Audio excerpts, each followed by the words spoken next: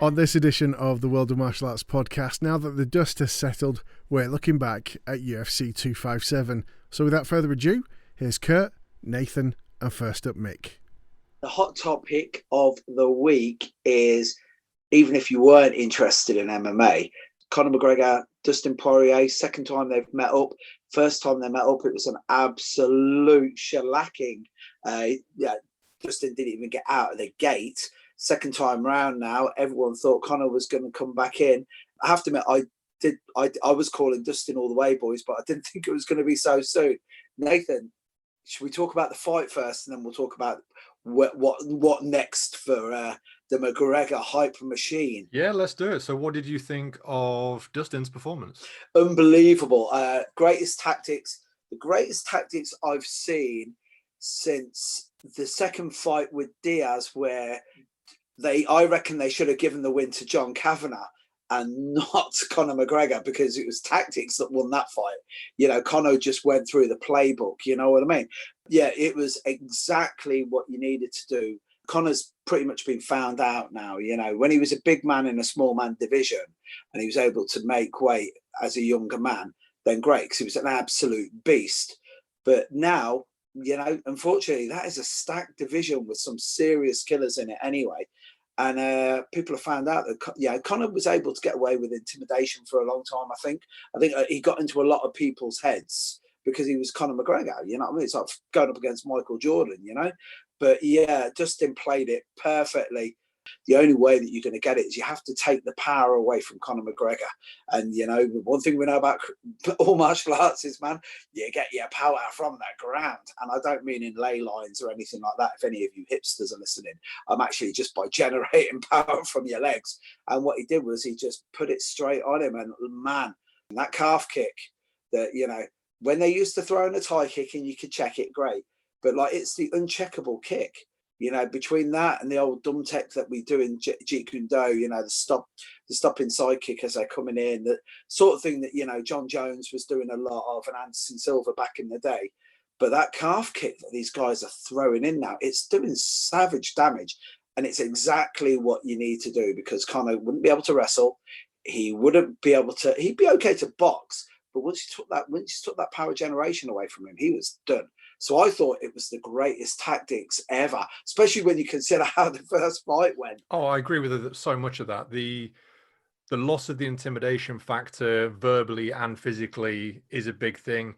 I mean, you look at him against Dustin and they kind of look a similar size. He is a natural lightweight. Yeah. So the fact that he was fighting at that lower weight against some of the people now that are fighting at the weight class below that, some, you know, like Jose Aldo, you know, fighting down at bantamweight. So essentially fighting guys in the past that he was 2 weight classes above. So he didn't have that chance to bully them physically. And he seemed in the interviews leading up, he was being a lot more mature and not, you know, using the intimidation factors he was, you know, previously. So he came in, it was a very, very strange fight. I mean, I don't know if you noticed at the start of the fight, the ref actually starts the fight with Conor standing in the middle of the cage. Yeah. He comes out, he backs him off, and he comes back out, and he's actually stood right in the center when the fight is started, which, you know, he should have moved him back and warned him and not allowed him to do that, because he clearly wanted to come out fast. But the Dustin's tactics in this, he did everything right.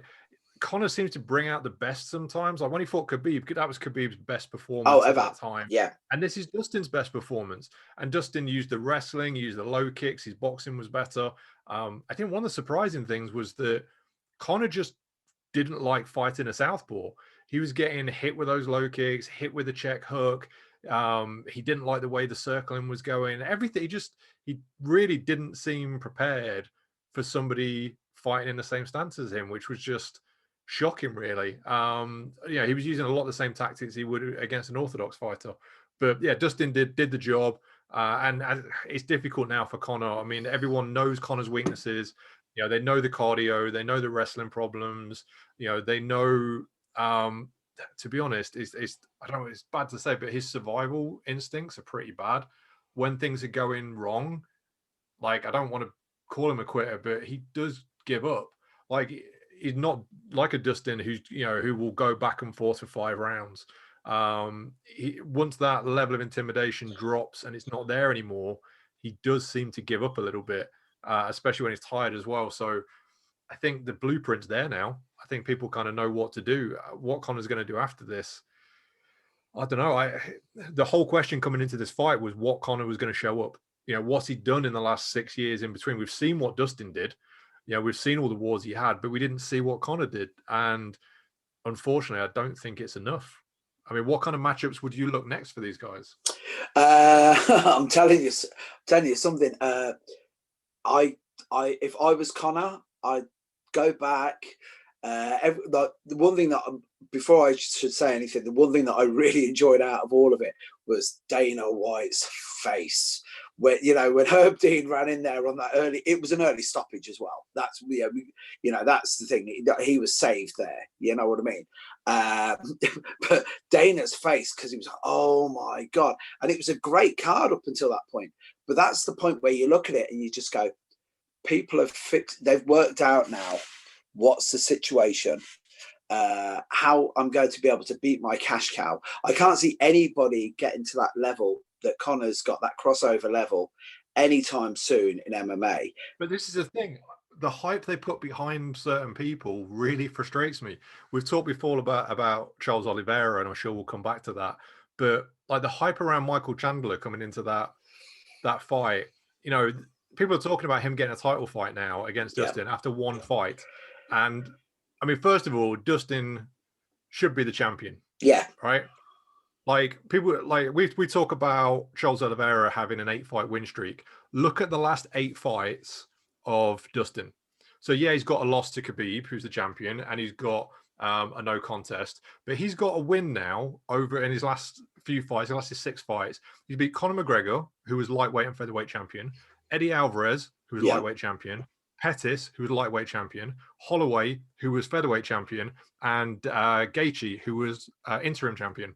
That's 5 champions that he's beaten, and he's not got a title. That was the thing I was going to say when they're talking about going into the mix. It's like, right, okay, so you've got the trilogy with Diaz, you've got the trilogy with Dustin, right?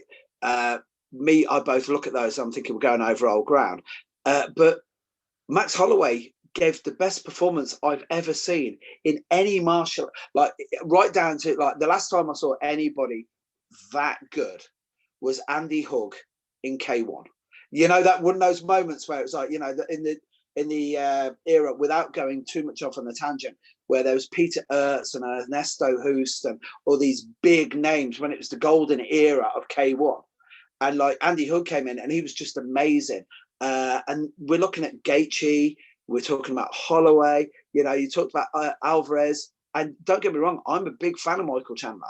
And I think Michael Chandler, the one thing that all the fanboys are coming out with is this, that Dustin wasn't able to put away. He wasn't able to put away Hooker. Chandler was able to put away Hooker. And Nathan, I think me and you talked about this when we were on the phone having a conversation, where I said to you, he's a wrestler. What he's going to do is that massive overhand right or a short left hook. Because that's the only thing wrestlers have. They have a Chuck Liddell and they have that short hook, and that's it. Well, this is the thing. It was a super simple game plan. Very, very little happened. I mean, Chandler must have thrown 5, 6 punches standing, and then I think he has 17 punches landed, and I think about 10 of those were on the ground. I had a quick look at the fight metrics earlier on it. He just forced that circle, and once that circle happened, he kept threatening him with a right hand, making him circle away even harder. He level changed a few times. Hooker started dropping his hands and circling, and just ran straight into that left hook. Now, Chandler set all that up through his game plan and was able to cover that distance, because he can cover distance incredibly quickly with his athleticism. But it wasn't such a simple thing that happened. And that's one fight. That's one fight, a first round finish that's quick. He needs to work his way up. I say, you look at what Dustin's done and you look at what Oliveira's done. Those two should be fighting. I would like to see Conor. I mean, there's no way Conor's going to want to fight Chandler after seeing that. No chance. Not a chance. I think he should fight Gaethje. I think that would be good. That would prove whether Conor should be in there or not. Because Gaethje's off a loss, and and he's really, really, really good, but he's not in the he's not in that title contention right now. He needs another win to get back there. and Conor's off a loss. Those two fight, you can tell who should be back in the mix. You're exactly right. You see, this is just as you're saying this, what's going through my mind is the whole situation where a couple of years ago, Mike Bisping was thought of as a gatekeeper. And I don't really like terms like that.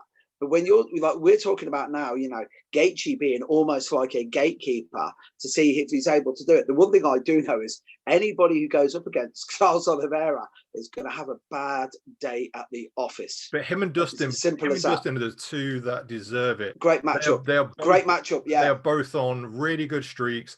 I mean, the thing, you know, obviously, I said we were going to come back to Charles because in the conversation leading up to this, I watched some of the videos that the UFC was putting out to, you know, advertise the show at the weekend. Nobody mentioned Charles. It was like, you know, Dana doesn't want you to know that Charles exists, partly because he was ranked between Conor and Dustin. And obviously, you know, he would most likely take out Conor in the first round. Yeah, this is a guy with the most submissions in UFC history, equal for the most wins. He's got the most performance of the night's bonuses. Like, the records this guy holds are unreal. Well, this is the crazy thing. It was like, I was looking at the stats, and it's like 16 finishes, 14 submissions, and you're like, and you're not even mentioning. Do you know what it reminds me of? It reminds me of like literally a Mighty Mouse, like a Brazilian Mighty Mouse, where it's like you've got this absolute rock star in a division, but because what, you can't sell Brazilian jiu-jitsu now? Is that what you're trying to say?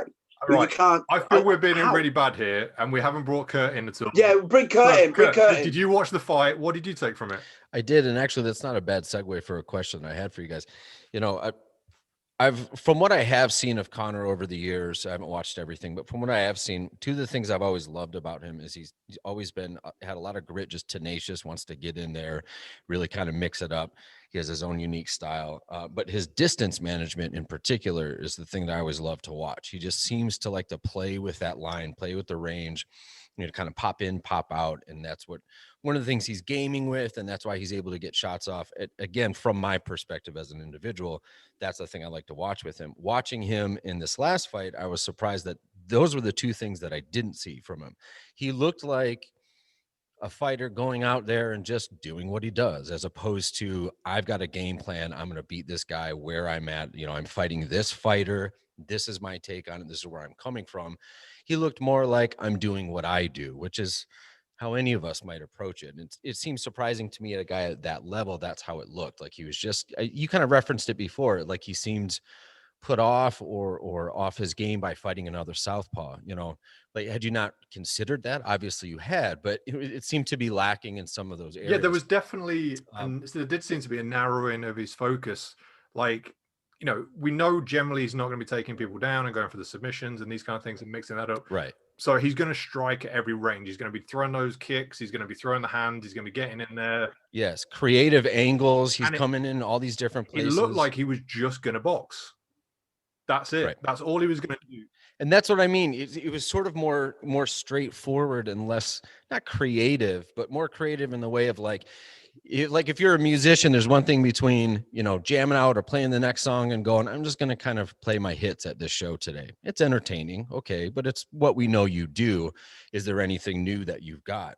Conor so often, you know, the shoulder bump thing that he kept doing, which is great to watch. I love shoulder bumps. I thought the clinch fighting in that fight was actually really entertaining to watch.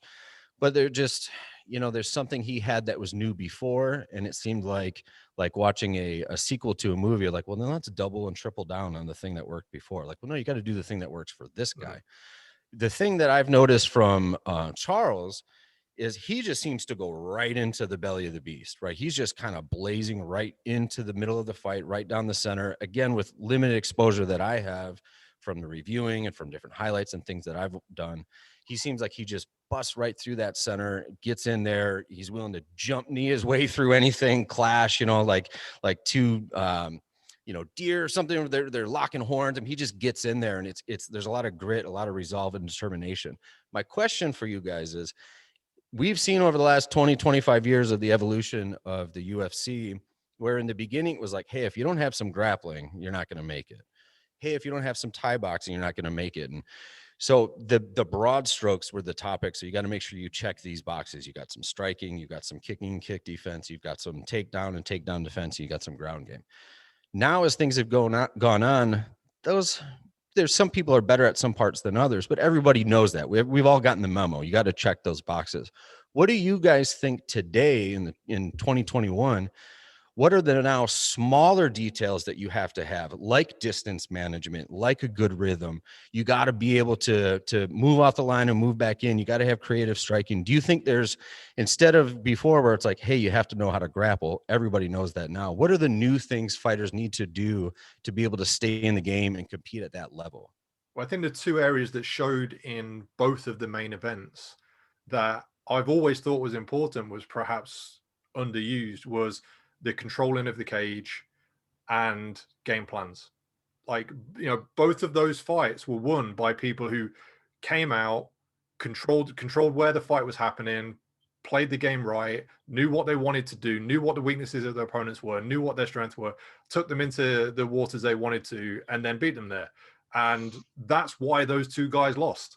So just off those fights, I would say they're two of the biggest things that are probably being neglected.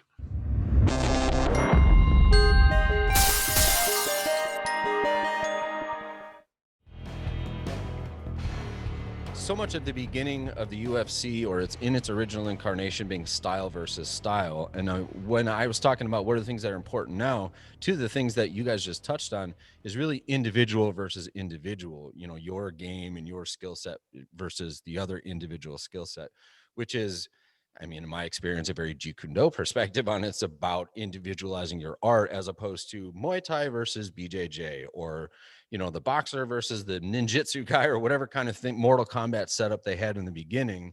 It organically evolved into, because it had to, this person versus that person. That's how we're going to win. Nathan, do you have any perspective on how that trajectory, like, have you observed that? And do you think that was an organic thing? Do you think that was the promotion trying to make it more about the individuals? Or do you think it's inevitable that on a long enough timeline, martial artistry has to evolve into an individual expression versus just this cultural structure that you're plugging yourself into? Geez, what a deep question. Obviously the evolution of that sport, I don't know how you could maybe see parallels between that and other stuff.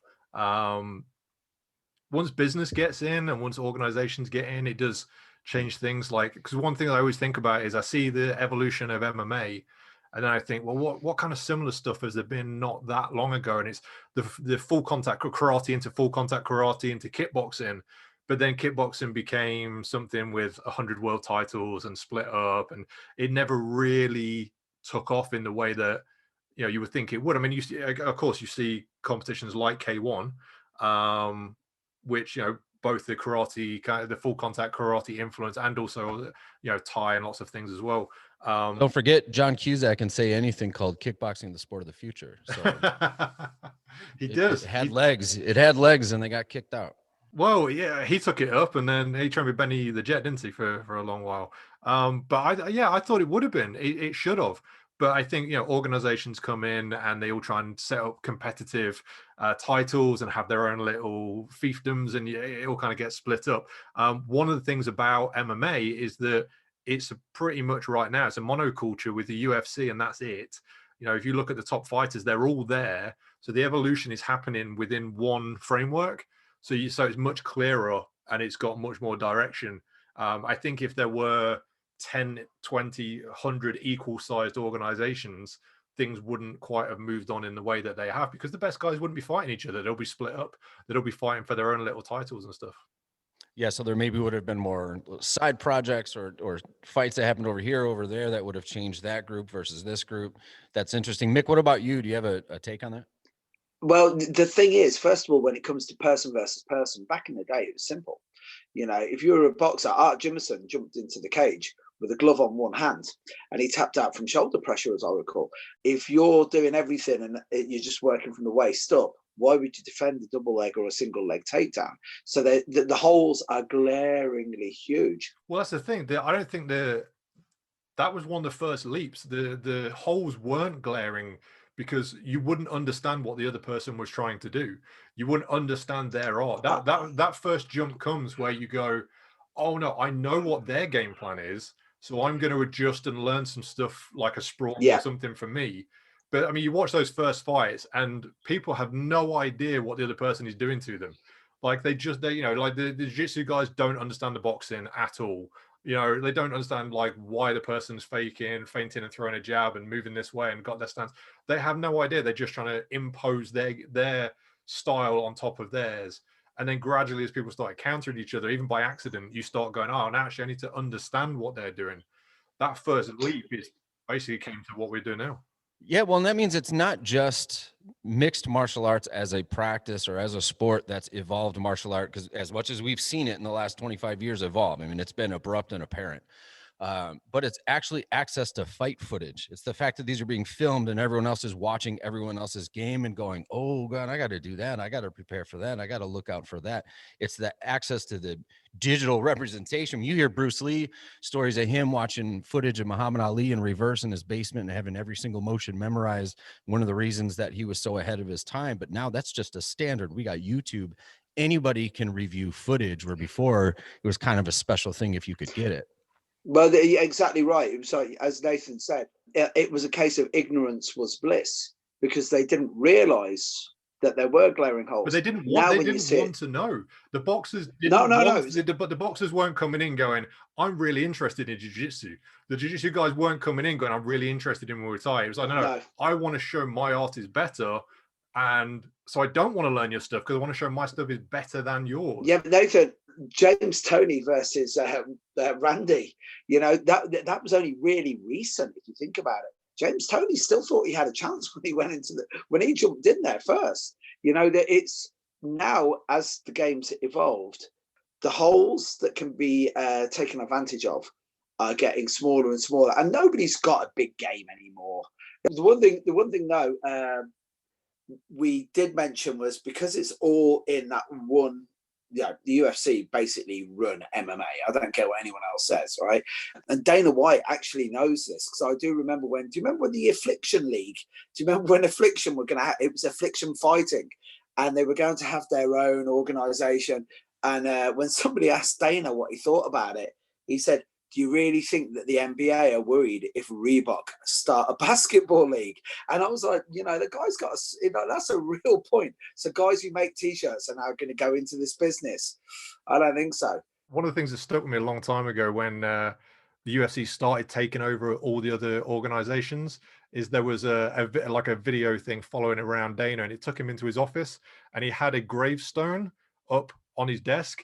And it had like the names of like Pride FC, Elite FC, all these different organizations that he'd bought and then gotten rid of and folded into his. Yeah, Vince McMahon, man. That's like Vince McMahon when he bought WCW.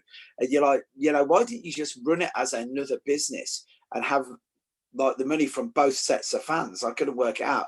But yeah, I'll tell you something there. At the moment, the UFC, I can't understand why Dana would be upset. His face was like ashen when he saw that Conor had lost. And I'm thinking, last week you had Max Holloway versus Cater, which one of the best fights I ever saw. Like, the Chandler Hooker fight was a great fight. The Conor McGregor fight was a great fight. I really think instead of trying to build it around personalities and looking for the odd casual, because it's almost like they're trying to mop up any fans that aren't really watching it, where they've got that many people now watching it. I think it's, they should just be like the NFL, where it's like, no, we'll just put the game on now. Well, there's a bit of curse of Dana's spotlight. I remember there was a period where he was doing one of the UFC video games, and it had on the front cover, and it was like, Conor, and he lost, and it had like Ronda Rousey, and she got knocked out, and he's like, anyone that he's like, oh, they've got a meteoric rise, and I like the way they look. I'm like, that's probably not the two things. That's marketable, but that's probably not the two things to pick for longevity of somebody staying there. Is that they've gone really quickly, maybe jumped some of the guys in the top 10, and you like the way they look. Yeah, you put them on the front of UFC. There's a pretty good chance. I have to admit, they never put Khabib on it like that, because Khabib's got great crossover, I personally think, come on, the guy's from Dagestan and he wrestles bears, and he's got a unibrow as well. But I'm going to let you say that one, Kurt Cornwell, in case I ever run into that dude. You know what I mean? But yeah, I'll tell you something. With Conor, I don't know. I'm looking at it and I'm thinking the trilogy with Dustin could be a good one. Trilogy with Diaz, the same thing, but they're just gong shows. There's enough celebrity type fights anyway. Me personally, I would love to see Conor versus Gaethje. I'll tell you something. He gets past Gaethje, man. Then we'll talk business. But I think right now the big fight should be Charles Oliveira going straight up against Dustin Poirier. That would be a great fight, especially if Khabib isn't going to come back. If that title's up for grabs. Well, this is the thing. We don't know what's going to happen with the title. If the title is up for grabs, that should 100% be the fight for it. If Dustin has another fight and it's not for the title, he needs to put his foot down on that. His management needs to step up, because, like I said, he's beaten so many champions. He is the deserving king of that division. And if Khabib's not in the picture, I mean, there's no reason for Khabib to come back and fight him again. Although it was a great performance, I don't think he showed enough for Khabib to be interested to come back. I think Khabib's probably going to vacate, and then the fight that makes sense is Charles versus Dustin, but it has to be for the title. And Chandler shouldn't get a look in because he needs more fights. He's only been in there for 2 minutes, literally. That's it for this episode, but we'll be back soon with another covering all things martial arts from all over the world. If you've enjoyed the show, please share it with someone you think will enjoy it too. Thanks to the Woma gang, namely Kurt, Mick, Nathan, Will, and myself, Ant. If you need to get in touch, you can email us at support@woma.tv.